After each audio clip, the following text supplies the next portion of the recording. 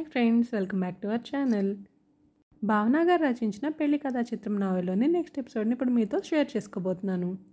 వస్తే ఆపవే, క్షేమంగా చేరావా, అందరూ వచ్చారా, కలిసావా అని కనుక్కోవడానికి చేశారు అంది ధరణి. బాగానే కవర్ చేసింది, అయినా ఇది కవితలు బాగా రాస్తుంది కదా, ఆ కవితలకే పడిపోయి ఉంటారు గాగన్ గారు అంది మరో స్నేహితురాలు. అబ్బా, ఆపుతున్నారా లేదా అంటూ చిరుకోపం ప్రదర్శించింది ధరణి. అవును ధరణి, నిజంగానే కవితలు భలే చెప్పేదానివి నువ్వు అంటూ అప్పటి కాలేజీ విషయాలను, చేసిన అల్లర్లను, ఉపాధ్యాయులను గుర్తు చేసుకుంటూ ఒక్కొక్కటిగా అన్నింటినీ నెమరు వేసుకుంటూ ప్రస్తుత కాలేజీ విషయాలను, స్నేహితులను గురించి కూడా ప్రస్తావించుకున్నారు. రాలేకపోయిన ఒకరిద్దరు స్నేహితులతో ఫోన్ చేసి అందరూ మాట్లాడారు. ఇంతలో ఒక స్నేహితుడు, ఒరే ఆదర్శ్, నీ పాట విని చాలా రోజులైందిరా, ఒక పాట పాడరా అని అడిగాడు. ఇప్పుడేం పాటలరా, సరదాగా మాట్లాడుకోవడం మానేసి అన్నాడు ఆదర్శ్. లేదు, ఆదర్శ్ పాడాల్సిందే అంటూ అందరూ అడగడంతో ఇక ఆదర్శ్ కాదనలేకపోయాడు. నిన్ను కోరి సినిమాలోని అడిగా అడిగా అనే పాటను పాడాడు. పాట పాడాడు అనడం కంటే ఆ పాట పాడుతున్నంతసేపు తనని తాను మర్చిపోయాడు అనడం సరిపోతుందేమో. అక్కడ ఉన్న చాలామందికి అర్థమైంది ఆ పాట ఎందుకు పాడాడు అని. పాట పాడిన తర్వాత ఆదర్శ్ కళ్ళల్లో చేరిన కన్నీటి పొరను ధరణి గమనించకపోలేదు. కాసేపు అంతా నిశ్శబ్దంగా అయిపోయారు. వాతావరణాన్ని తేలిక చేయడానికి అన్నట్లుగా సర్వమంగళం, ధరణి నువ్వు ఇప్పుడు ఒక కవిత చెప్పాలి అన్నాడు. ఇప్పటికిప్పుడు ఏం చెప్పగలను అన్నయ్య అంది ధరణి. మనోడికి జాబ్ వచ్చింది కదా, దాని గురించే చెప్పు అన్నాడు సర్వమంగళం. ఒక 2 నిమిషాలు ఆగి ఆదర్శ్ని చూస్తూ, ఉద్యోగం పొందిన సైనికుడా, నీకు శుభాకాంక్షలు. నీకోసం ఎదురు చూస్తున్నాయి దేశ సరిహద్దులు. దేశం కోసం ఉపయోగిస్తున్నావు నీ విద్యాబుద్ధులు. చాలామందికి ఆదర్శం నీ ఉన్నతమైన విలువలు. సైనికులను చూసైనా ఆగితే బావున్ను విదేశీ వలసలు. దేశ రక్షణ కోసం కుటుంబ బంధాలను పణంగా పెడుతున్నావు. మీ అందరి క్షేమమే నా బాధ్యతని హామీ ఇస్తూ గర్వంగా వెళ్తున్నావు. కన్నవారిని ఉన్న ఊరిని వదిలి దేశ పహారాకై పరుగులు తీస్తున్నావు. స్నేహితుల దగ్గర సెలవు తీసుకుని సాహసంగా సాగిపోతున్నావు. నా దేశం కోసం నా ప్రాణాలైనా ఇవ్వగలనని సగర్వంగా చాటుతున్నావు. ఈ జీవితానికి అర్థం పరమార్థం ఉందని చెప్పకనే చెబుతున్నావు. హాయిగా నిద్రపోయే మా రేయి వెనుక సైనికుల నిద్రలేని రాత్రులు ఎన్నో, దేశంలోని మా క్షేమం వెనుక సరిహద్దున సైనికులు ఎదుర్కొన్న సంక్షోభాలు మరెన్నో, మా ఆరాటాల ఆనందాల వెనుక సైనికుల పోరాటాలు ఎన్నో ఎన్నెన్నో.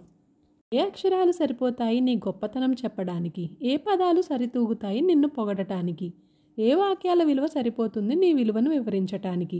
సరిహద్దున నీ జీవితపు క్రమశిక్షణ మన దేశపు జీవనానికి రక్షణ.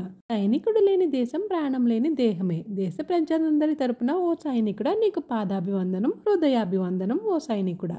నీకు సెల్యూట్, ఓ సైనికుడా నీకు సెల్యూట్ అంటూ ముగించింది. బాగా చెప్పావు అంటూ ధరణిని మెచ్చుకుంటూ ఆదర్శ్కి అందరూ కాంగ్రెస్ చెప్పారు. ఆదర్శ్ పుణ్యమా అని అందరం ఇలా కలుసుకున్నాం, మళ్ళీ ఎప్పుడు ఇలా కలుస్తామో ఏంటో అన్నాడు ఒక స్నేహితుడు. మొత్తానికి సమయం చాలా తొందరగా గడిచిపోయినట్లుగా అనిపించింది. ఈ జ్ఞాపకాలను ఎవరి ఫోన్లో వారు భద్రపరుచుకుంటున్నారు. ఇంకాస్త సమయమే ఉండటంతో అందరూ టీ తాగుతూ ముచ్చటించుకుంటున్నారు. ధరణి మాత్రం అక్కడికి ఒక 2 అడుగుల దూరంలో ఒక చెట్టు పైన పక్షుల గూడు కట్టుకోవటాన్ని అపురూపంగా చూస్తోంది. ఆదర్శ్ ధరణి దగ్గరికి వచ్చి థ్యాంక్ యూ ధరణి వచ్చినందుకు అన్నాడు. మేమే నీకు థ్యాంక్స్ చెప్పాలి ఆదర్శ్, ఇలా అందరినీ కలిసే ఏర్పాటు చేసినందుకు అంది ధరణి. కానీ నేను వచ్చింది నీకోసమే ధరణి అని అన్నాడు ఆదర్శ్. ధరణి ప్రశ్నార్థకంగా చూస్తూ మౌనంగా ఉండిపోయింది. నిజమే ధరణి, నీతో ఇప్పుడు ఇలా మాట్లాడడం కరెక్ట్ కాదని నాకు తెలుసు. ఇప్పుడు కూడా నేను నీతో మాట్లాడకపోతే ఇంకెప్పటికీ మాట్లాడలేను. నీ ప్రేమని పొందలేని నేను చాలా దురదృష్టవంతుణ్ణి.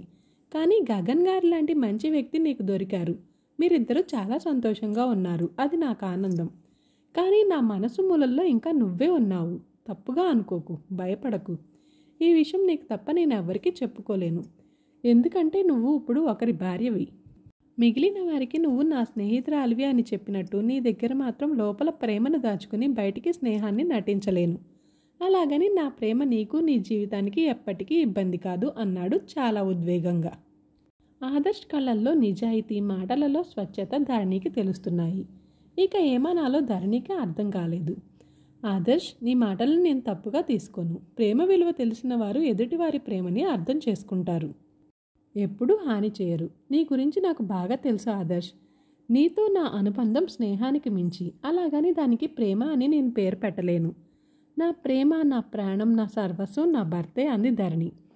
అర్థం చేసుకున్నందుకు చాలా థ్యాంక్స్ ధరణి.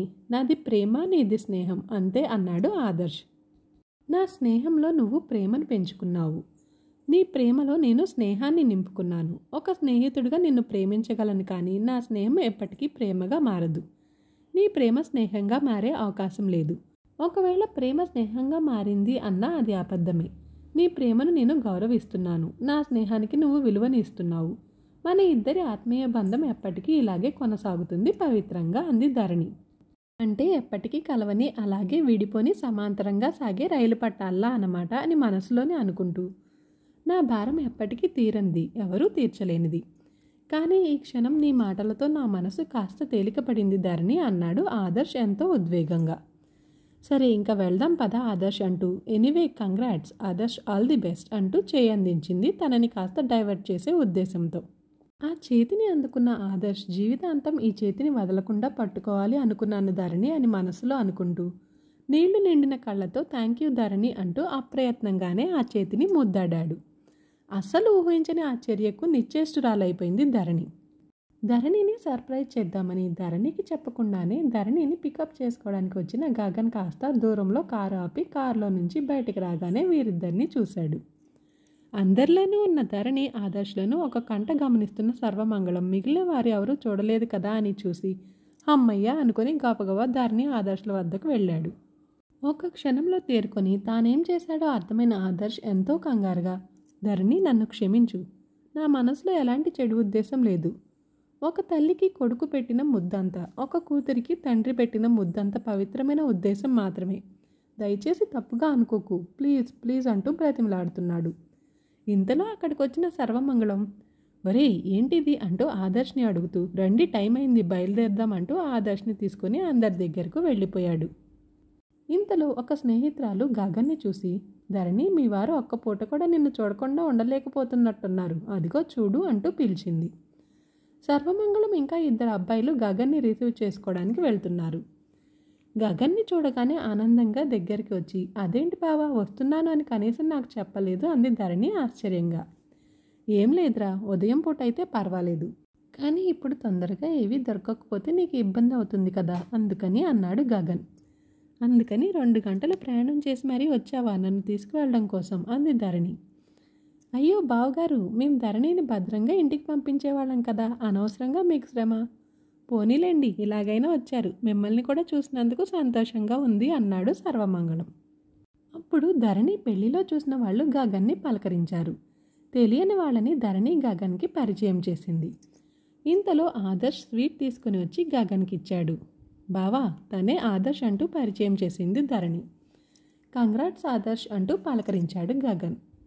అప్పటికే టైం సాయంత్రం 5 కావస్తుండడంతో ఇక ఒకరికి ఒకరు వీడ్కోలు చెప్పుకుంటూ బయలుదేరారు. వేరే ఊర్లో వెళ్లాల్సిన 4-5 అమ్మాయిల్ని బస్టాప్లో డ్రాప్ చేసి బస్సు బయలుదేరే వరకు గగన్ ధరణిలు ఉన్నారు. వీరితో పాటే ఆదర్శ్ సర్వమంగళం కూడా ఉన్నారు. మొత్తానికి వీరు 4 మిగిలారు. ధరణి గగన్లు కూడా వీరికి బాయ్ చెప్పి కారు వద్దకు బయలుదేరారు. ఆదర్శ్ సర్వమంగళం ఇద్దరూ వారిని దగ్గరుండి కారెక్కించి వీడ్కోలు చెప్పారు. ధరణి కూడా ఇద్దరికి కాళ్లతోనే బాయ్ చెప్పింది.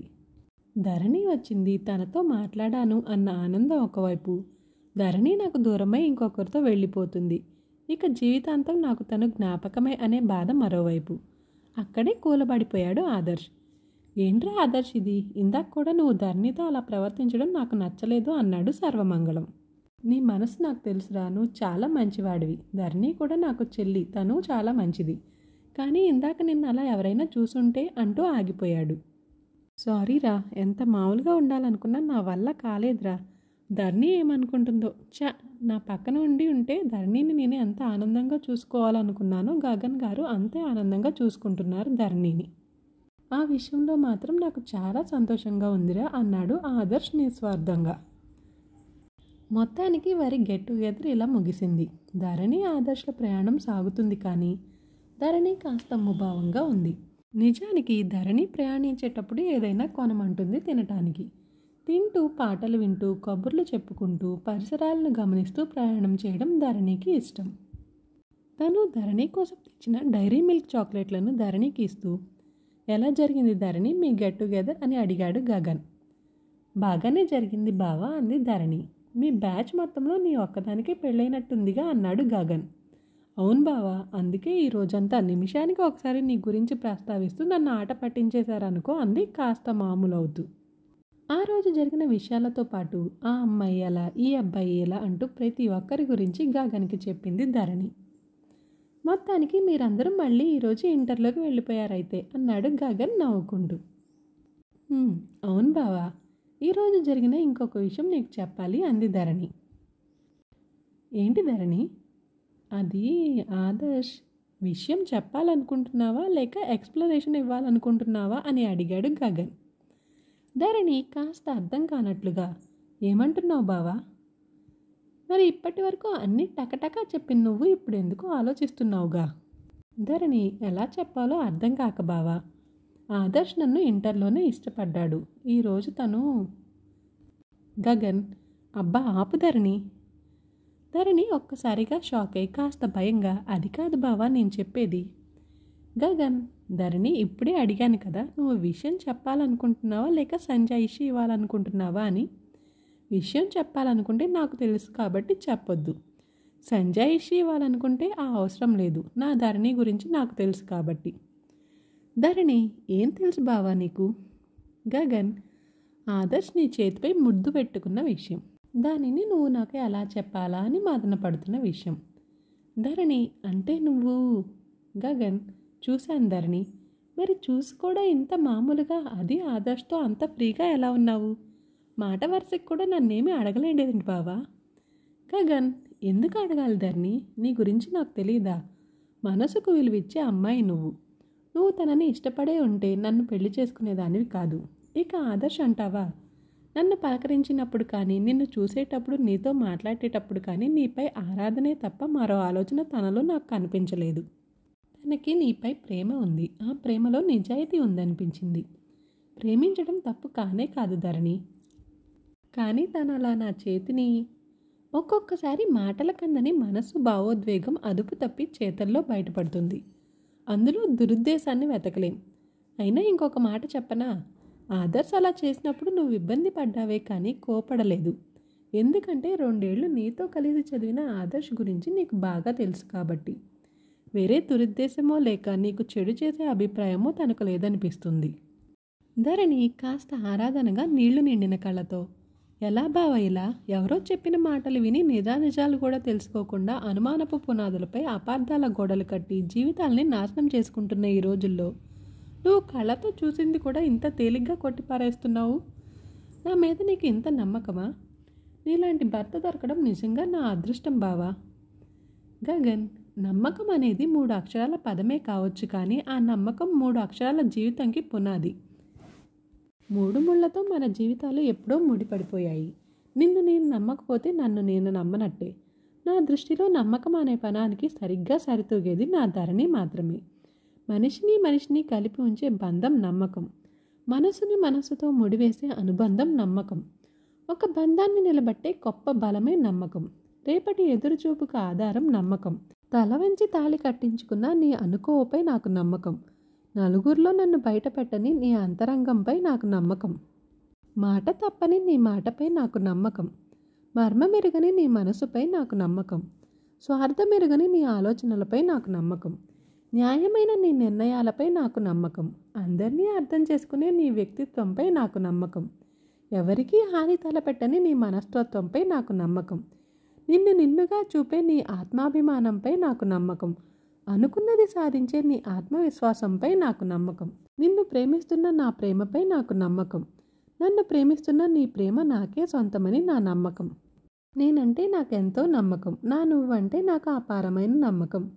ధరణి ఉద్వేగము ఆనందము ఒకదానితో ఒకటి పోటీపడి కళ్ళల్లో నీరు చెంపాలని చేరగా, మాట రాక గొంతు మోగపోతే ప్రేమను కృతజ్ఞతను కలగలిపి గగన్ని చూస్తూ ఉండిపోయింది. గగన్.